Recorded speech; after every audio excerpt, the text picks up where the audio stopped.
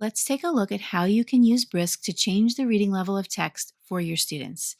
This works with any article that you can find on the internet, anything that's web based. And once you find an article, you can definitely use Brisk to adjust that level to potentially differentiate learning or to help students that are at different levels, or even potentially this could be helpful for ELL and ESL students. So the way that you're going to level up your article is once you have that article open, you're going to click on the Brisk icon on the bottom right-hand corner. From there, you can choose Change Level. It's going to assess the current level of the article, which at this point it's assessing this article as an 8th grade level, and then it's going to allow you to choose what level you'd like to level it to. So I'm going to stick with 4th grade.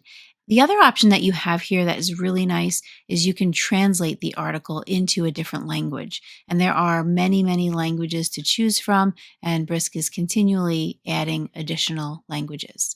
So I'm going to stick with English for now, and then I'm going to click on the Change Reading Level button.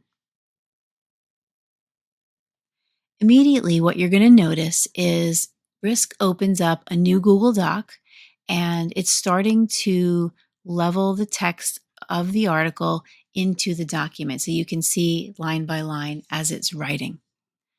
At the top of the page, I don't know if you noticed it, but there was a link to the original article.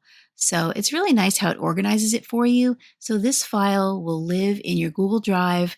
It'll have all the leveled text in addition to the link to that original article. So you can always get back to it very easily. Even gives you a nice file name up at the top. So what's better than that? So like I said, it's still rewriting the article. When it's finished, it will give you the choice to make any adjustments. So now you're seeing it's finally complete, and it's asking if there's anything we want to rewrite or change. We still have the option to translate it, make it shorter, add more detail. So we can go ahead and choose any one of those things.